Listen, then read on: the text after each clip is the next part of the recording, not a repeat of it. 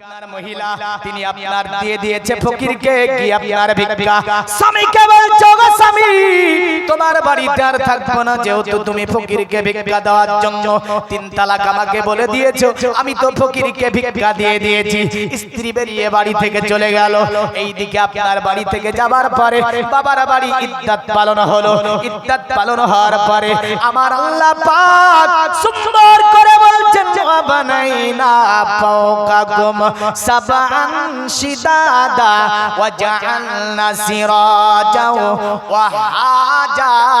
তবে তার পূর্বের আয়াতগুলিতে আমার আল্লাহ যেমন করে বলেছে আলাম নাজআলিল আরদা মিহাদা ওয়াল জিবালা আওতাদা ওয়া খালাকনাকুম আজওয়াজা। আমি আল্লাহ পাক জমিনকে প্রসারিত করেছি বিছানার মতো করে, পাহাড়গুলোকে একত্রিত করেছি, করার পরে জমিনে পেরাক সহকারে মেরে দিয়েছি। অতঃপর আল্লাহ বলছে খালাকনাকুম আজওয়াজা, আর আমি আল্লাহ তোমাদেরকে জোড়া জোড়া করে তৈরি করেছি। জোরে বলেন সুবহানাল্লাহ। তবে একটা জিনিস মনে রাখবেন, ইসলামী শরিয়াত এটা দুনিয়ার জমিনে যদি আপনি ঋণ করে থাকেন ঋণ পরিশোধ করা লাগবে।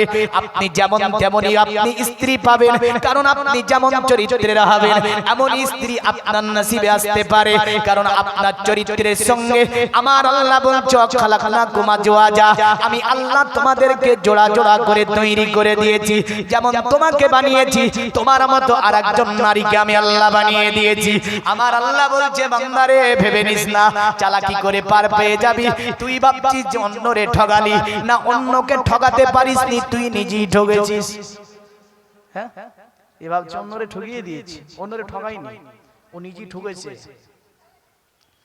আসেন পৃথিবীর মুমিন মুসলমান, মেয়েটির ইদ্দত পালন হলো, এমনই একজন ধার্মিক আপনার স্বামীর সঙ্গে এই মেয়েটির আবার বিবাহ হয়ে গেল। যে ছিল বড় মালদার, এমন করে আপনার বড় টাকা পয়সাওয়ালা মানব বুঝলেন। ওই মেয়েটি ওই ঘরে বুঝলেন সংসার করতে আছে। একদিন দরজার উপরে কেউ যেন খিড়কি নাড়া দিল।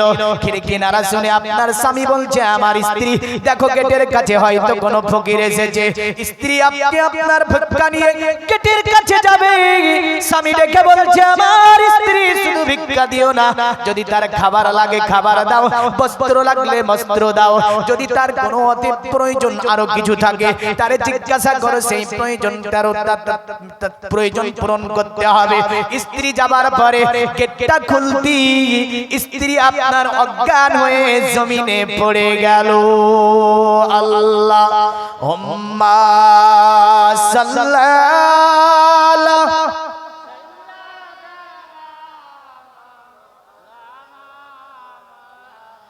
ওয়ালা আলি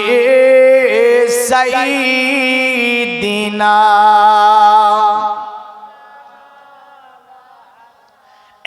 দুনিয়ার মুমিন মুসলমান স্বামী তোর দিয়ে যাবার পরে স্ত্রীকে উঠিয়েছে, ভিখারি পালিয়ে গেল।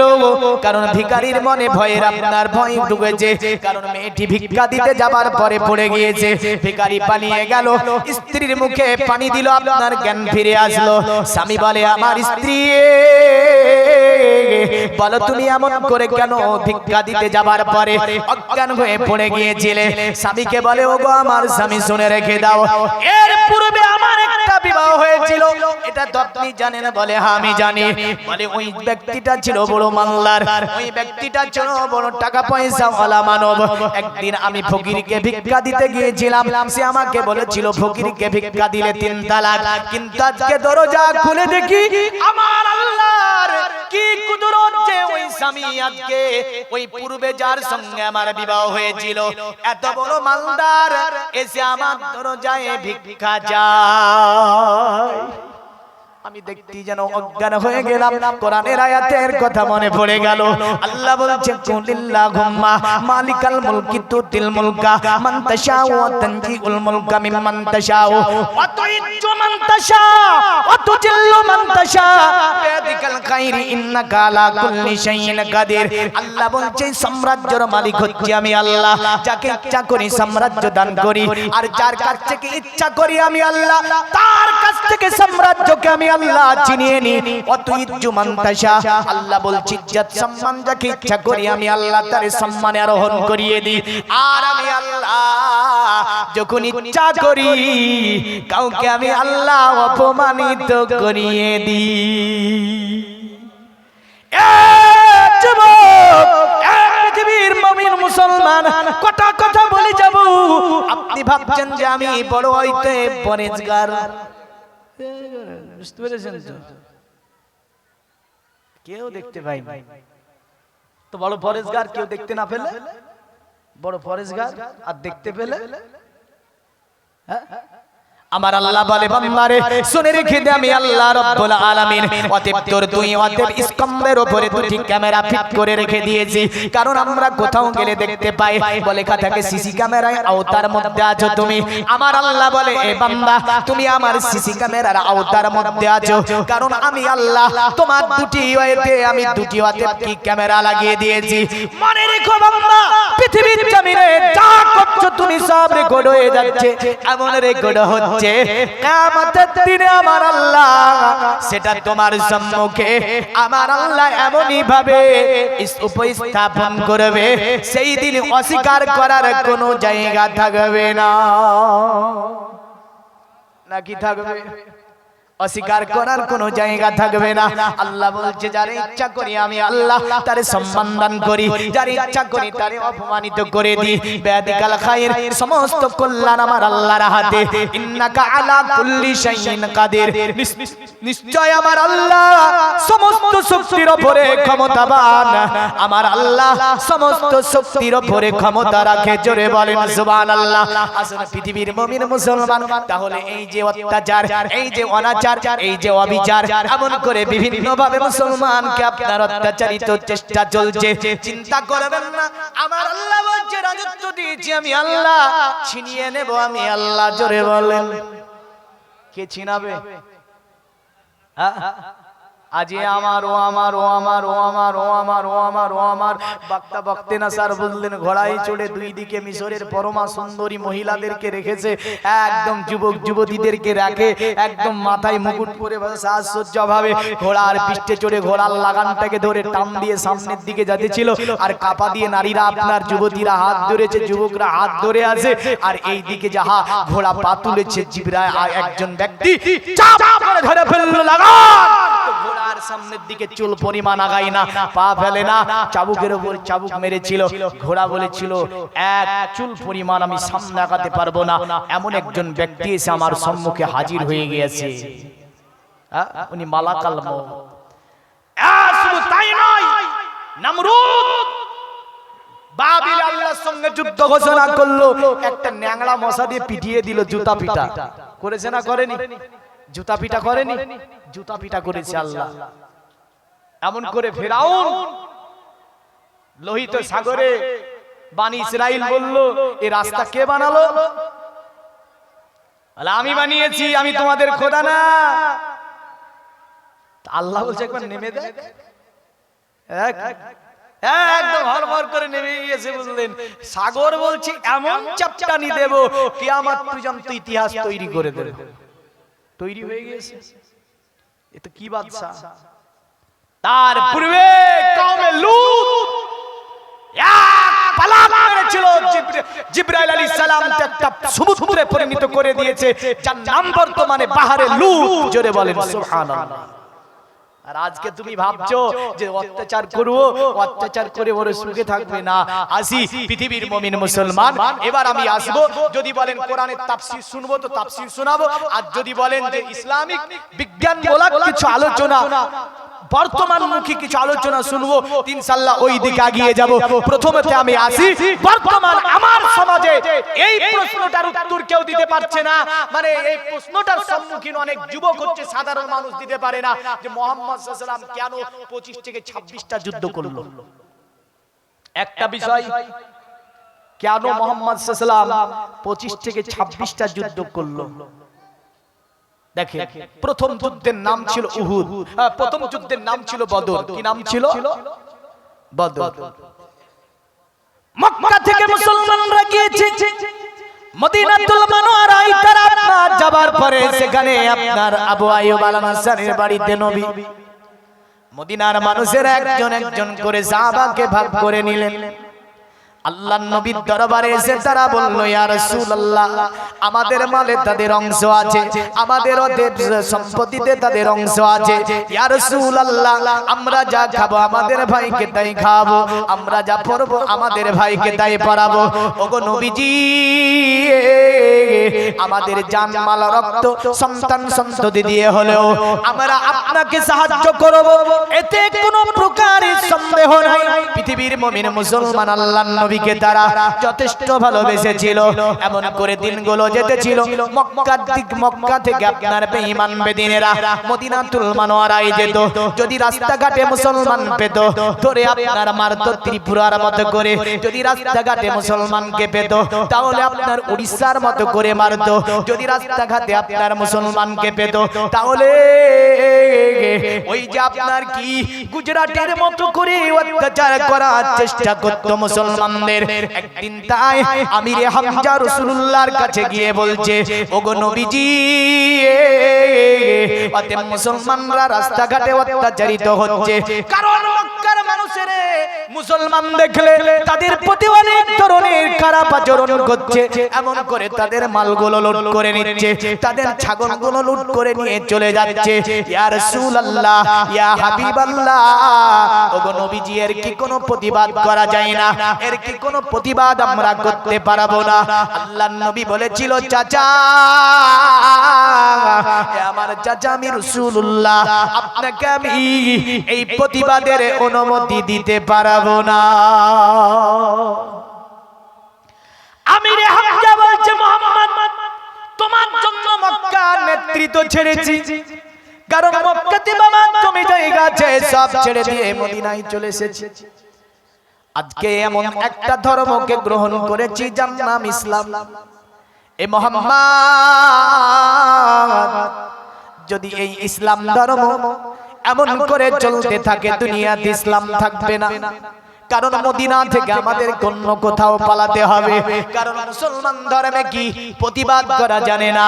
অন্যায় হলে তা অতএব প্রতিহত করতে পারবে না, অন্যায় অত্যাচার হলে তার কি প্রতিবাদ মুসলমানরা করতে পারবে না। আল্লাহর নবী বলেছিল, চাচা, আমার চাচা শুনে রেখে দিন, আমি রাসূলুল্লাহ, আল্লাহ পাকে অনুমতি আমারে দেয়নি। ওগো চাচা, এই ব্যাপারে আপনি বারবার আমাকে আবেদন জানাবেন না।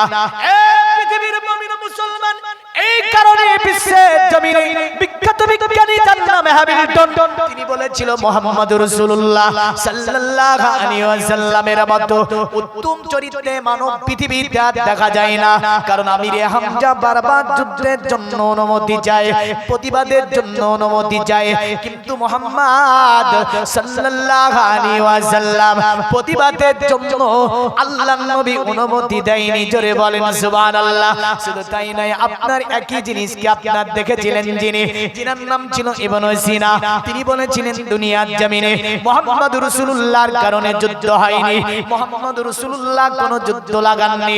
কারণ যত যুদ্ধ সংঘটিত হয়েছে মুহাম্মদুর রাসূলুল্লাহ জামানা কালে সবগুলো বেঈমান বেদীদের জন্য, সবগুলো আপনার মুনাফিকদের জন্য, সবগুলো কাফেরদের জন্য। মনে রাখবেন, মুসলমানদের জন্য একটা যুদ্ধ সংঘটিত হয়নি। আর আমাদেরকে দেখলে বলে জিহাদি, কি বলে? আজ দেখছিলাম না, এই জিহাদি রে, জিহাদি, কি শুনে বলে জিহাদ করতে ভালোবাসে। আরে তোর 14 গোষ্ঠী বেরাবে,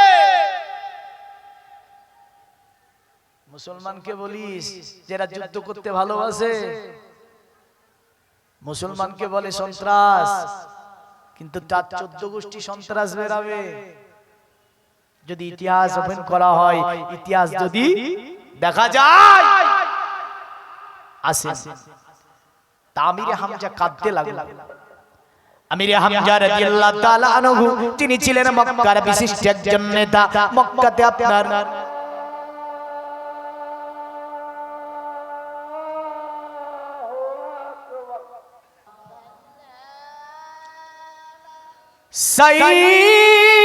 সাইয়্যিদিনা মাওলানা মুহাম্মদ আলা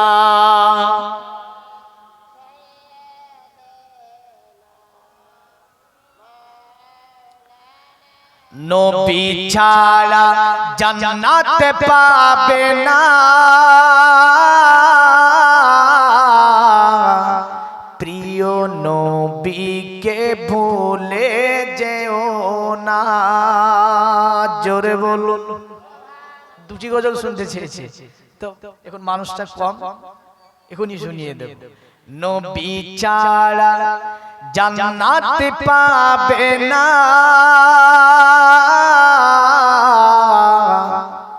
প্রিয় নবীকে ভুলে যেও না প্রিয় রাসূলকে ভুলে যেও না আল্লাহ তাআলা বলেন কোরআনে যা আছে আসমান ও জমিনে জোরে বলুন আল্লাহ তাআলা বলেন কোরআনে যা আছে আসমান ও জমিনে সবই যে তোমারই অধীনে প্রিয় নবীকে ভুলে যেও না নবী ছাড়া জান্নাত পাবে না প্রিয় নবীকে ভুলে যেও না নবী ছিলেন মায়েরই গর্ভে পিতা গেলেন ব্যবসাতে আরে নবী ছিলেন মায়েরই গর্ভে পিতা গেলেন ব্যবসাতে আসার পথে ফিরে এলো না স্বামী হারা হলেন মা আমিনা আসার পথে ফিরে এলো না স্বামী হারা হলেন মা আমিনা প্রিয় নবীকে ভুলে যেও না নবী ছাড়া জান্নাত পাবে না প্রিয় রাসূলকে ভুলে যেও না আরে নবী এলেন এই দুনিয়াতে চারজন নারী এলো খিদমতে জোরে বলা যাবে না আর একটু জোরে বলুন সুবহানাল্লাহ আরে নবী এলেন এই দুনিয়াতে চারজন নারী এলো খিদমতে নারীগুলো এতই সুন্দরী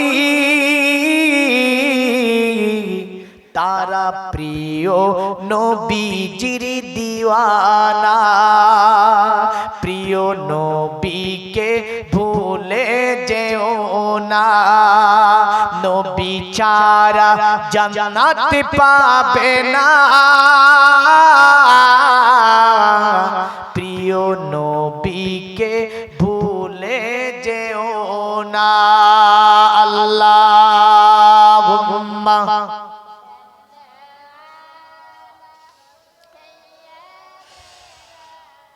মাওলানা মুহাম্মদ আলা আলি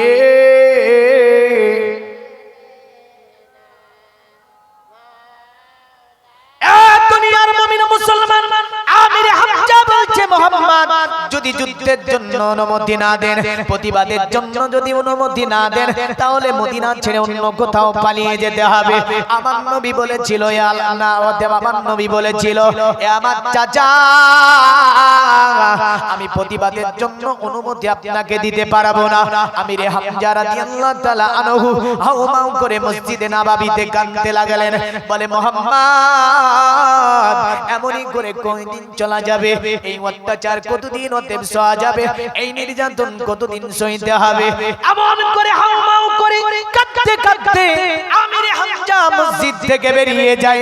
আমার আল্লাহ পাক কোরআন নাজিল করে দেয়, আমার নবীজির উপরে আপনার বদরের যুদ্ধের অনুমতি আমার আল্লাহ নবীর উপরে পাঠিয়ে দেয়। আমার নবী ফিরে ডাক দেয়, চাচা,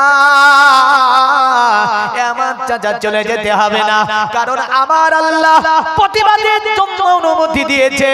আমি রাসূলুল্লাহ, এখন আপনাকে আমি নবীজি অনুমতি দিতে পারবো। জোরে বলেন সুবহানাল্লাহ। কারণ আমার আল্লাহ বলছে, অন্নাজমি ইজা হাওয়া মা দাল্লা সাহিবুকুম ওয়া মা গাওয়া ওয়া মা ইয়ান্তিকু আনিল হাওয়া।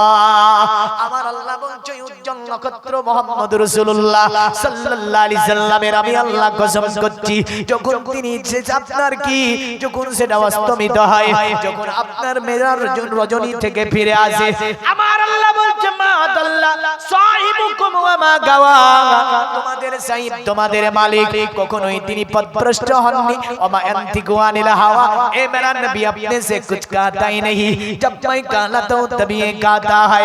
मेरा नबी, আমার নবী ইচ্ছাকৃত কোনো কথাও বলে না, আমার নবী ইচ্ছাকৃত কোনো কাজও করে না, যতক্ষণ আমি আল্লাহ আমার নবীকে বলিয়ে না নি, যতক্ষণ আমি আল্লাহ আমার নবীকে করিয়ে না নি। এখন যদি তাহলে কেউ নবীর ভুল ধরতে যায়, কার ভুল ধরা হবে? কেউ যদি বলে নবী এটা ভুল করেছে, নবী ওটা ভুল করেছে, নবী সালাত পড়তে গিয়ে তাশাহুদ ভুল করেছে, এর মাথায় গোবর আছে। কি আছে? এর মাথায় গোবর আছে, বুঝলেন তো? কারণ আল্লাহ বলছে, আমার নবী ইচ্ছাকৃত কোনো কাজ করে না, যতক্ষণ নবীকে আমি করিয়ে না নিই। আর নবী যা করে তাতে উম্মতের কল্যাণ আছে। জোরে বলেন সুবহানাল্লাহ। নবী দ্বারা যা সংগঠিত হয় সেটাই শরীয়ত তৈরি হয়। নবী পাকের উঠা বসা, খাওয়া দাওয়া, এমন করে আপনার বিবাহ বন্ধন থেকে নিয়ে আল্লাহর নবীর বাচ্চা কোলে করা থেকে নিয়ে মুহাম্মদ সাল্লাল্লাহু আলাইহি সাল্লাম কারো সঙ্গে ঠাট্টা করা, মজাক করা থেকে নিয়ে এক কথায় আল্লাহর নবীর পুরো জিন্দেগিটাই হচ্ছে বুখারী, মুসলিম, আবু দাউদ, নাসাই, তিরমিজি, বাইহাকি, ইবনে মাজাহ। জোরে বলবেন না সুবহানাল্লাহ। নবী ঠাট্টা করলো, ওটাই আপনার কি হয়ে যায়? হাদিস হয়ে যায়। নবী যদি হাসেন তো হাদিস হয়ে যায়। নবী পাক সাল্লাল্লাহু আলাইহি সাল্লাম যদি মাথা চিরান তো হাদিস হয়ে যায়। আরে নবীর জীবনের লাইফ স্টাইলটাই হচ্ছে হাদিস। জোরে বলেন সুবহানাল্লাহ। এই হচ্ছে নবী। তো নবীজি ডেকেছে আমিরে হামজাকে, কারণ কেউ যদি মারতে আসে, ইসলাম বলেনি গর্দান পেতে দাও, বলেছে নাকি? আপনাকে কেউ মারতে আসছে তো ইসলাম তো এই কথা বলেনি যে গর্দানটা পেতে দাও, মার খাও। কারণ ওই রকম ভাবে মুসলমানরা একটা সময় মার খেয়েছে, বুঝলেন? তারপরে যুদ্ধের অনুমতি আল্লাহ দিয়েছে।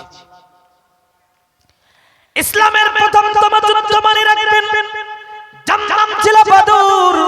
আরে এই বদরে মাত্র মুসলমানের সংখ্যা ছিল 313 জন। কতজন? ওরা কি আমাদের মতো মুসলমান ছিল? আমরা এত বড় মুসলমান বললেন, আমরা বলি নবীর দিওয়ানা, নামাজ পড়া জানি না। মুসলমান কোয়ালিটি কত দেখেন। এবারে আমি নবীর দিওয়ানা, কোরআন পড়তে পড়া জানবো না। আমি নবীর দিওয়ানা, আমি কখনোই রমজানের রোজা রাখবো না। বড় চালাক মুসলমান, কারণ রমজান শরীফের মাস সামনে আসতে আছে। এই তো আপনার আজকে হয়তো 29-30 শাবান হয়ে গেল, বুঝলেন? শাবান ও রজব হয়ে গেল। এবার চাঁদ উঠবে, যেটা কিসের চাঁদ? সাবানুল মুআজ্জাম, তারপরের মাস হচ্ছে আপনার রমজানুল মুবারক। আমার আল্লাহ পাক উম্মতের উপরে বলেছে, ইয়া আইয়ুহাল্লাযীনা আমানু কুতিবা আলাইকুমুস সিয়াম কামা কুতিবা আলাল্লাযীনা মিন ক্বাবলিকুম লাআল্লাকুম তাত্তাকুন। এই ইমানদার, তোমাদের উপরে রমজানের রোজাকে ফরজ করা হয়েছে, এই করে তোমরা ভয় পেও না। তোমাদের পূর্ববর্তী পুরুষ যারা এসেছিল তাদের উপরও এই রমজানের রোজা ফরজ ছিল, এতে করে তোমরা যাতে পরেজগার হতে পারো। এই কারণে আমি আল্লাহ তোমাদের উপরে রমজানের রোজাকে ফরজ করেছি। জোরে বলেন সুবহানাল্লাহ। তবে মনে রাখবেন, পৃথিবীতে যত ধর্ম আছে সব ধর্মে উপবাস আছে। যেমন করে ভারতবর্ষের সারজামিনে আপনার এক ধরনের উপমহাদেশের বুকে আপনার এক ধরনের সনাতন ধর্ম ভাইরা রোজা রাখে, যেটা একদিন, 2 দিন, 3 দিন। তবে তাদের উপবাস হচ্ছে আপনার ভাত খাবে না। তারা কোন উপবাস করে বদলেন ফলমূল খেয়ে থাকবে, কিন্তু ভাত খাবে না। তারা এমন করে আপনার দুধ পান করবে, কিন্তু ভাত রুটি আপনার ভক্ষণ করবে না। বিভিন্ন ভাবে আপনার বিভিন্ন ধরনের উপবাসের কথা উল্লেখ করা হয়েছে। তবে মুসলমানদের ধর্মে যে উপবাস কথা করার কথা উল্লেখ আছে, এটার নামই হচ্ছে সিয়াম, এটার নামই হচ্ছে রোজা। কিন্তু রোজার মাস আসলে অনেক মুসলমানের পেটে গ্যাস বেরিয়ে যায়, অনেকের মাথার যন্ত্রণা বেরিয়ে যায়। মুসলমান মনে রাখবেন, দুনিয়ার জমিনে আল্লাহ পাক রোজা আমাদেরকে দিয়েছে। এই রোজা নিয়ে যে ব্যক্তি চালাকি করবে, মাবুদের জান্নাতে যাবে না। না যাবে? বিরাট চালাক, বললেন গোটা দিন বসে বসে বিড়ি খায়। রমজানের টাইম চায়ের দোকানে বসে বিড়ি খায়। তারপর মসজিদে বললেন বিরাট একটা গরু কেটে সন্ধ্যাবেলায় ইফতার। তুই বিড়ি খোর, একদম ঠাস কাতারে গিয়ে বসেছে। তে একজন দেখে বলছে, তুই যে গোটা দিন বিড়ি খাচ্ছিস ওখানে, আবার তুই যে ফাঁস কাতারে চলে এসেছিস, যা বলিস না। বলে রোজা না রাখা এক গুনাহ, আর ইফতার না করা আর এক গুনাহ। কত বড় জালিম দেখেছে? হ্যাঁ, ও বলছে রোজা না রাখা এক গুনাহ, আর ইফতার না করা আর এক গুনাহ। তাহলে আমি রোজা রাখিনি, গুনাহ করেছি, কিন্তু ইফতার না করে গুনাহ করব না? এই ব্রেনের মানুষও আছে। হ্যাঁ, বুঝলেন? কারণ এইরকম বুদ্ধির মানুষও আছে। হ্যাঁ, তো বলে আমরা নবী দিয়ানা রোজা রাখতে পারবো না, বলে আমরা নবীর দিয়ানা সুদ খাওয়া বন্ধ হবে না। আজকে আমরা সুদকে চালাকি করে খাই, ঠিক না ভুল? চালাকি করে সুদ খাই, কারণ আমরা বলি ইন্টারেস্ট, বিভিন্ন ঘুরিয়ে ফিরিয়ে খাওয়ার চেষ্টা করি। হারাম বলে বাদ দেওয়ার চেষ্টা চাই না, কারণ ওটাও অর্থ না। আর বলে নবীর দিওয়ানা, সুদ খাওয়া বন্ধ হবে না। এ নবীর দিওয়ানা, গানা শোনা বন্ধ হবে না। লিড ভরাই আছে বললেন, কারণ জামানা এমন জামানা, যে জামানায় মসজিদের মধ্যে গানা শোনা যায়, মসজিদের মধ্যে সিনেমা দেখা যায়। বলে মৌলভী সাহেব কেমন করে? বর্তমান কিছু কিছু জায়গাতে বললেন কিছু যুবকেরা আপনার গোল হয়ে বসছে, নামাজ পড়ে, সোশ্যাল মিডিয়া থেকে বললেন বিভিন্ন কিছু মসজিদে। এটা কিয়ামতের বড় একটা আলামত। নবী বলেছেন এমন একটা জামানা আসবে, মসজিদে গানা বাজাবে, গানা বৃদ্ধি পাবে। এমন একটা জামানা আসবে, ডানে ছবি দেখতে পাবে, বামে ছবি দেখতে পাবে, সামনে ছবি দেখতে পাবে, পিছনে ছবি দেখতে পাবে। যেই দিকে তাকাই শুধু ছবি আর ছবি, জামদারের ছবি। কিন্তু বিশ্বনবীর হাদিস হচ্ছে, জামদারের ছবি যে ঘরে রাখা হবে, ওই ঘরে কোন রহমতের ফেরেশতা প্রবেশ করবে না। সেই দিন একজনা কি বলছে জানেন? কুকুর থাকলে ফেরেশতা আসে না? বলে হ্যাঁ। তো বলছে তাহলে একটা কুকুর ভুসিয়ে রাখবো, আজরাইল যে কি করে আসে দেখবো। ও বাড়িতে একটা কুকুর ভুসে রাখবে, মানে আজরাইলকে আসতে দেবে না, তাহলে মারবে কে? কি বুঝেছে দেখে। আজরাইল কি রহমতের ফেরেশতা না গজবের ফেরেশতা গো? হ্যাঁ, আজরাইল তো রহমতের ফেরেশতা না, আজরাইল হলো গজবের ফেরেশতা। একদম এসে যা দাঁড়াবে তো পেশাব পায়খানা হয়ে যাবে। তাহলে এত রহমতের হাদিসে আছে রহমতের ফেরেশতা প্রবেশ করবে না, আজরাইল রহমতের ফেরেশতা নয়। বলে কেরামান কাতিবিন থাকবে তো, দুই স্কন্ধে দুটো ফেরেশতা, এরাও রহমতের ফেরেশতা না। কারণ রহমতের ফেরেশতা আল্লাহ পাক কোরআনে বলছে ইন্না আনজালনাহু ফি লাইলাতিল কদরি ওয়া মা আদরাকা মা লাইলাতুল কদর লাইলাতুল কদরি খায়রুম মিন আলফি শাহর তানাজ্জালুল মালাইকাতু ওয়ার রূহ। আমার আল্লাহ বলছে অতএব এই ইন্না আনজালনাহু ফি লাইলাতিল কদর, আল্লাহ বলছে নবী আপনি কি জানেন লাইলাতুল কদরটা কি, কেমন জিনিস? লাইলাতুল কদরটা কি? আমার নবী আল্লাহকে বললেন আল্লাহ লাইলাতুল কদরটা কি? আমি নবী ওটা বেশি আপনি জানেন, আপনি বলেন।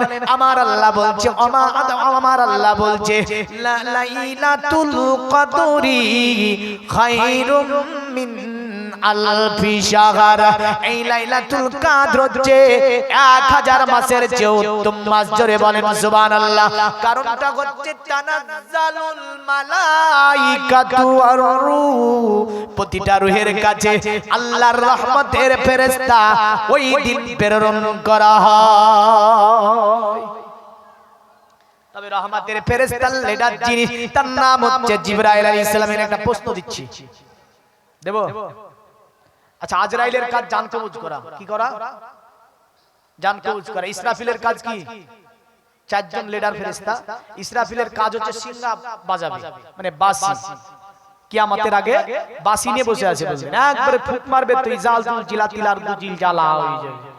আর মেকাইলের কাজ হচ্ছে যে মেঘগুলো চলে বেড়ায়, দেখেন না ফেরেশতা লিডার, ওই মেকাইল আলাইহিস সালাম মেঘগুলোকে পরিচালনা করে। আর জিবরাইল আলাইহিস সালামের কাজ হচ্ছে আদম নবী থেকে যত নবী এসেছে সব নবীর কাছে ওহী আনে। তাহলে কার কাজ শেষ হয়ে গেল?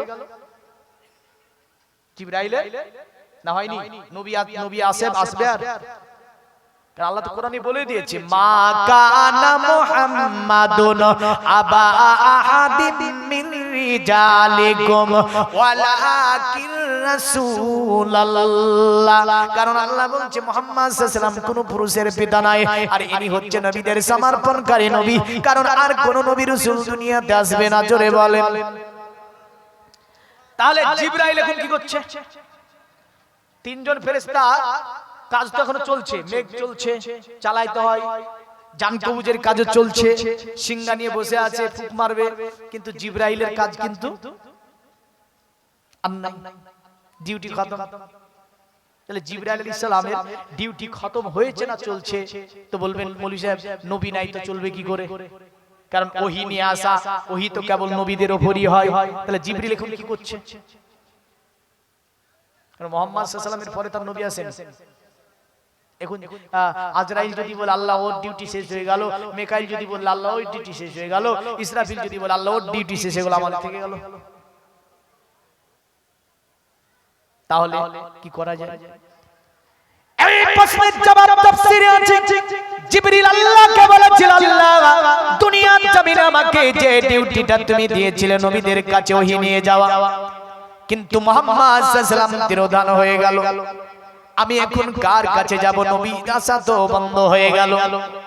আমার আল্লাহ বলে জিবরিল আমি আল্লাহ তোমাকে কাজ দিয়েছি যেটা, ওটা হচ্ছে মুহাম্মদ রাসূলুল্লাহ সাল্লাল্লাহু আলাইহি ওয়াসাল্লামের উপরে দুনিয়ার জমিনে যত জায়গাতে আল্লাহর নবী আমার নবীর উপরে দরুদ পড়বে, এই জিবরিল তোমার রহমতের ফেরেশতা নিয়ে পুরো দুনিয়াতে চক্কর দেবে তিনি। আর আমার কোন উম্মত কতবার, আমার কোন বান্দা কতবার নবীর উপরে দরুদ পড়েছে ওটা তুমি কি করবে? লিখে নিয়ে আমার নবীর দরবারে পৌঁছে দেবে। রহমতের ফেরেশতার কাজ হচ্ছে নবীর উপরে দুরূদ শরীফ পড়লে এরা চক্কর দেয় দুনিয়ায়। যদি কেউ দুরূদ পড়ে সঙ্গে সঙ্গে দাঁড়িয়ে যায়, এমন করে কতবার পড়লো মুহাম্মদ সাল্লাল্লাহু আলাইহি ওয়াসাল্লামের দরবারে পৌঁছে দেয়। জোরে বলেন সুবহানাল্লাহ। এই কারণে কোন কবিও বলেছে আরে মুমিন জাগো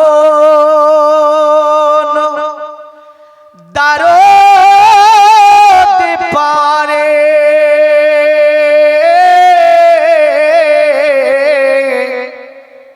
বসে ও নিজের ঘরে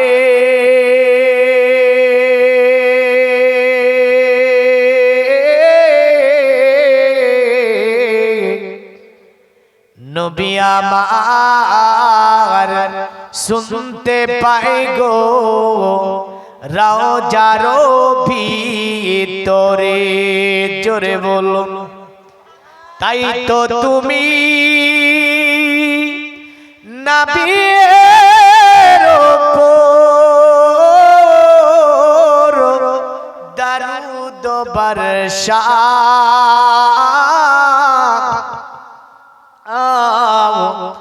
প্রাণটি খোলে দুলে দুলে সাল্লি আলা গাও জোরে বলুন আরে রোজা হাসরে কোটিয়ে দিলে কে তারাবে এসে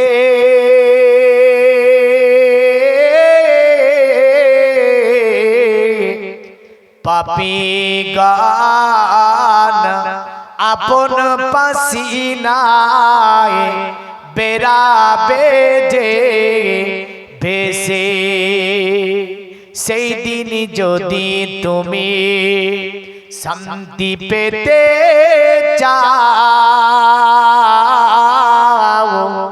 প্রাণটি খুলে দুলে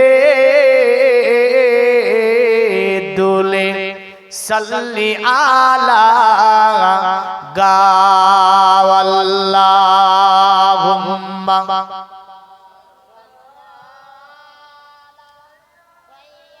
মাওলানা মুহাম্মদ আলা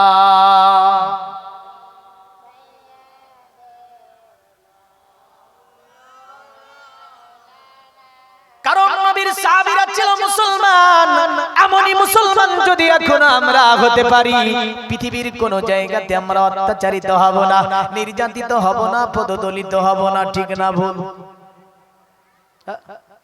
কারণ তারা মিথ্যা বলেনি সুদের ধারে যায়নি অন্যায় অত্যাচার করেনি অবিচার করেনি জান চলে গিয়েছে তবু তারা আপনার কোনো হারাম বস্তু ভক্ষণ করেনি এমন করে তারা দুনিয়ার জমিনে আল্লাহর রাসূলের আদর্শ মেনে দুনিয়াতে চলাফেরা করেছে বদরের যুদ্ধ সংগঠিত কি করে জানেন মক্কার একটা বড় দল তারা চেষ্টা করলো মক্কাতে সংক্ষিপ্ত মুসলমান এখন যদি এদেরকে মিটিয়ে দেওয়া যায় খুব সহজে এদেরকে মিটিয়ে দেওয়া যাবে আর যদি এদেরকে মিটিয়ে দিতে না পারা যায় দিনের পর দিন বেড়ে যাবে তাই একটা বড় দল গঠন করলো গঠন করার পরে তারা আপনার ভাবলো যে মদিনার পরে আক্রমণ করবে এই খবরটা মুহাম্মদ রাসূলুল্লাহর দরবারে পৌঁছে গেল আল্লাহর নবীর সেই সময়তে হাতে গোনা মাত্র 313 জন মুসলমান বুঝলেন নবী আমার রাত্রিতে মসজিদে নববীতে আপনার বসে আছেন সাহাবারা এক এক করে আসলো সকল সাহাবী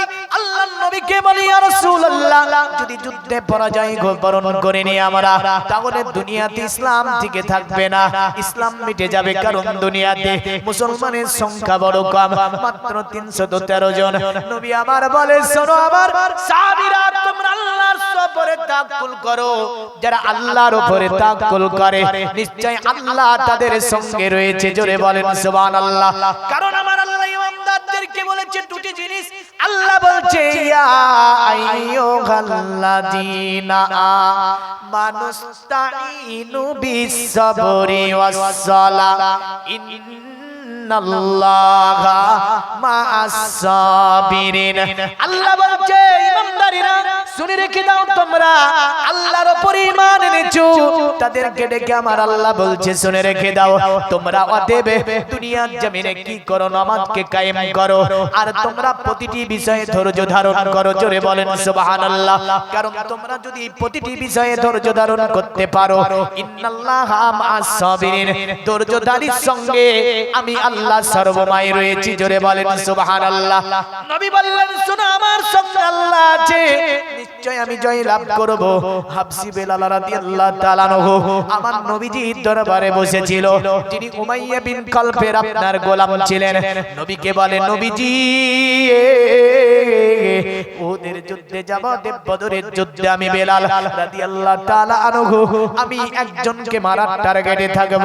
নবী আমার বলে বেলাল বলো কাকে মারা তুমি অতএব ইরাদা করেছো? বেলাল বলে ইয়া রাসূলুল্লাহ, প্রথমে আমি আপনার কাছে একটা জিনিস জিজ্ঞাসা করব, ওগো নবীজি দয়া করে বলবেন, কারণ এই যুদ্ধে আমরা জয়লাভ করতে পারবো কিনা। আমার নবী বলে বেলাল, এই বেলাল তুমি কেন চিন্তা করো? বেলাল বলে ইয়া রাসূলুল্লাহ, ইয়া হাবিবাল্লাহ, বড় অত্যাচার সহ্য করেছি ইসলামকে কবুল করতে গিয়ে।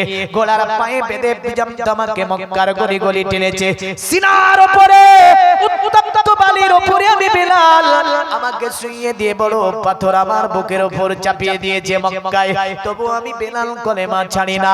ওগো নবীজি, যদি যুদ্ধতে আমরা পরাজয় বরণ করে নি, তাহলে তো আবারও ওই অত্যাচার আমাদের প্রতি নেমে আসবে। আমার নবী বলে এ বেলাল চিন্তা করো না, আমি নবীজি তোমাকে ভবিষ্যৎবাণী দিয়ে দিলাম, এই যুদ্ধে আমরাই জয় লাভ করব। জোরে বলেন সুবহানাল্লাহ। হাবশী বেলাল আপনার এমন শক্তিশালী ছিল, আমার আল্লাহ পাক তিনজন, আপনার তিনজনের শক্তি, তিনটি গোলামের শক্তি বেলাল হাবশীর অন্তরে আমার আল্লাহ পাক দান করেছিল।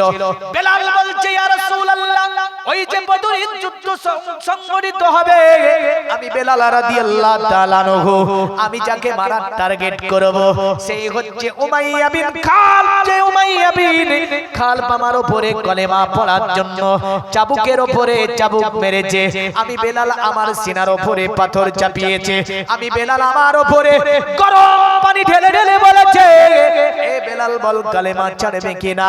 আমি বেলাল ওই উমাইয়াকে উহুদের ময়দানে, বদরের ময়দান থেকে আমি ফিরে যেতে দেব না।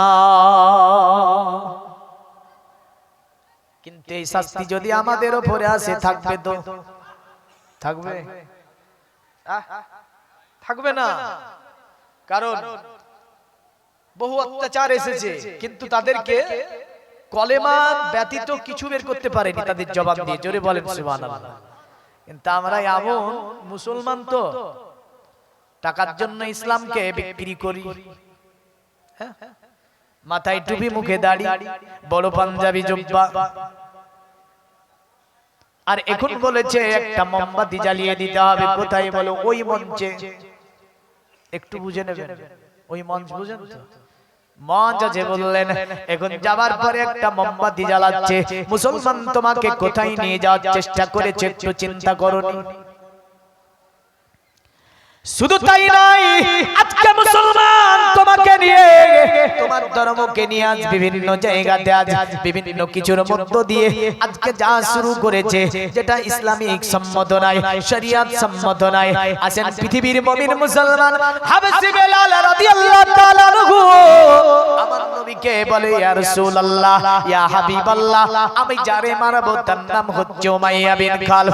আমার আল্লাহ বলে শোনো, একদিন তোমার যদিও হয়, আর একদিন তার হবে, যেমন করে আপনার রাত্রির পরে পরে দিনের দেখা মিলে, আর দিনের পরে আবার রাত্রি আসে। আমার আল্লাহ বলছে বান্দা শুনে রেখে দাও, যদিও আজকে তোমার শক্তি আছে, যদিও আজকে তোমার মাল আছে, যদিও আজকে তোমার অহংকার আছে, রক্তের গরম আছে, কিন্তু আমার আল্লাহ বলে একদিন মাল ফুরিয়ে যাবে, রক্তের অহংকার ফুরিয়ে যাবে, রক্তের তেজ কমে যাবে, এমন করে তোমার ওই যে মালগুলো থাকবে না। কারণ আমরা ওই যে বদরের ময়দানে দেখতে পায়। হাবশী বেলালকে রাসূল বলল, এ বেলাল, তুমি বদরের ময়দানে কেবল তোমার দায়িত্ব এটাই থাকলো, তুমি উমাইয়া বিন খালফের টার্গেটে থাকবে। হাবশী বেলাল রাদিয়াল্লাহু তাআলা আনহু একটি তলোয়ারকে সুন্দর করে ধারালো করে নিয়েছে। বললেন, কারণ বেলাল প্রতিবাদ নেবে কার উপরে? ওই যে উমাইয়া বিন খালফের উপরে বেলাল প্রতিবাদ নেবে করবে। মনে রাখবেন, আগামী কাল যুদ্ধ হবে মদিনাতুল মুনাওয়ারার সরজমিনে। মায়েরা আমার নবীকে কতটা ভালোবেসেছিল একজন মা। দুটি ছোট ছোট বাচ্চা, আপনার তার স্বামী দুনিয়াতে নাই, ছেলেদেরকে রাত্রিতে ডেকে বলে, এ আমার ছেলেরা, আজকে যদি তোমার বাবা দুনিয়াতে বেঁচে থাকতো, আগামী কাল বদরের প্রান্তরে রাসূলুল্লাহর সঙ্গে চলে যেত, কিন্তু আমি তোমার মা, তোমার বাবা তো দুনিয়াতে জীবিত নাই। এ আমার সন্তান, যদিও তোমার বাবা দুনিয়াতে জীবিত না থাকে, আগামী কাল সকালবেলায় আমি তোমাদেরকে বের করে দেব। রাসূলুল্লাহকে সাহায্য করতে পারবে কিনা বলো? দুটি ছেলে মাকে ধরে বলে, ওগো মা, তোমাকে কথা